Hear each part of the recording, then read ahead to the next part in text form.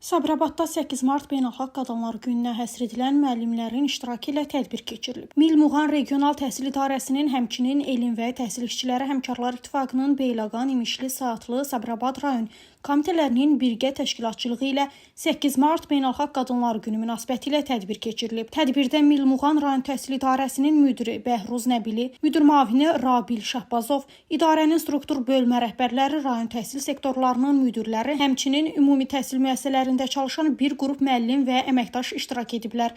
Tədbir dövlət himninin səsləndirilməsi ilə açıq elan olunub. Daha sonra vətənimizin müdafiəsi və azadlığı uğrunda canlarından keçən şəhidlərimizin xatirəsi bir dəqiqəlik sükutla yad edilib.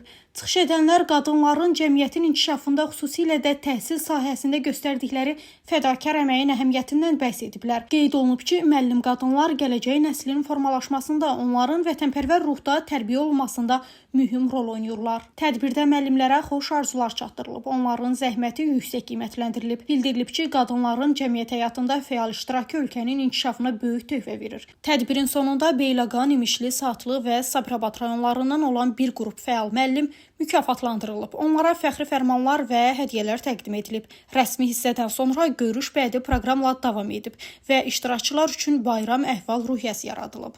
Günay Hüseynova, Aydın Yavərzadə, Rəvan Məmmədli bugün informasiya proqramı üçün.